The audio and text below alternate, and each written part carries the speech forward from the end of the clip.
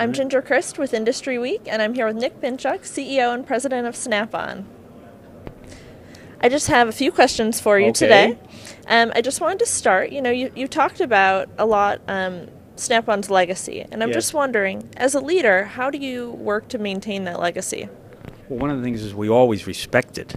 We try to make sure that we look at the essential elements which made us successful in the past and enshrine those in our way forward to the extent they can be. So, for example, SnapOn has always focused on making work easier for the customers. It has always focused on professionals, and it has always looked at critical tasks. So we kind of focus on that and say our history has brought us here, but it also gives us a springboard and a base to go forward. And we often say to our retirees that to the extent we reach forward or reach to greater heights, we stand on your shoulders. So we continually reinforce that with people. And then it works that way very well. And it doesn't mean you can't evolve and change those. Sure. But generally, your underlying principles are the same. Our devotion to making work easier, to professionalism, and to criticality is important. And then quality and the dignity and pride of a worker. All those were intertwined in the very first day of SnapOn, and they're still here today. Makes sense. Thank you. Okay. I guess my next question would be, you talked about how manufacturing has a PR problem. Yes. How do you propose that we change that, or that we, work to remedy that problem? Well, first we got to recognize that it's a problem. When you work in a profession, you don't always recognize it, I think. Right. And you have to recognize that is it.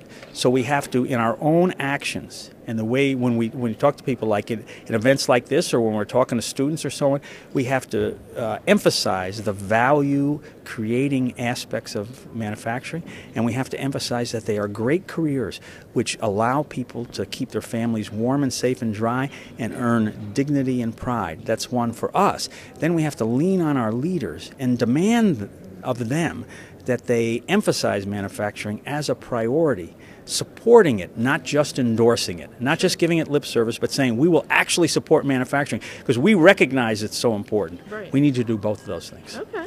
All right.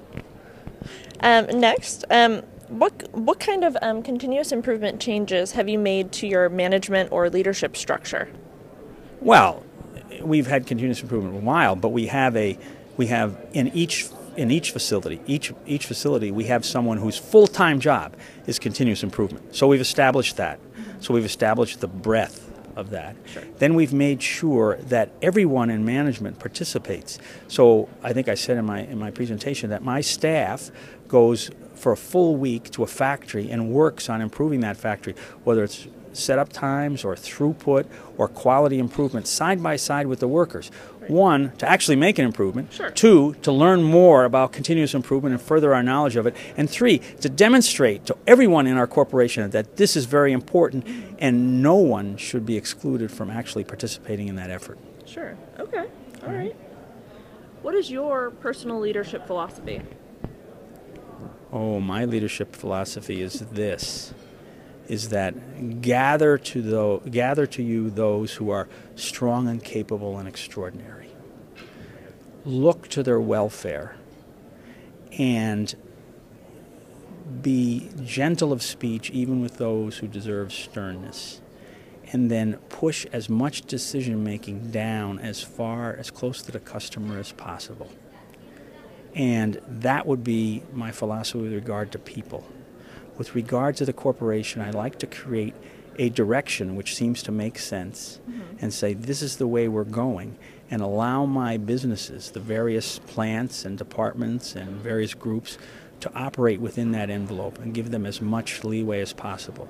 So the long and the short of this is I define a direction and put people in place who I believe will follow that direction with effectiveness and capability and are making the same decisions I would make no matter what. Okay, all right. I add one thing. I try to make sure that I never see a decision that can be made on the facts. Okay. My decisions are only involved in judgment. Everybody else makes decisions on the facts. I can support that. Okay. What would be the greatest leadership lesson that you've learned in your times as a manager? That you are constantly an example to your people. Okay. I think that's the number one thing. So what I said about 1 Corinthians chapter 14, verse 8, if the trumpets sound uncertain, who will prepare for war? I learned this in Vietnam.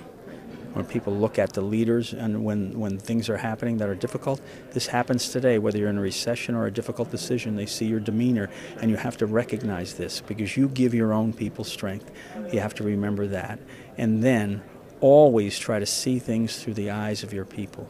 So you try to make sure that their welfare is enriched before your own. Okay.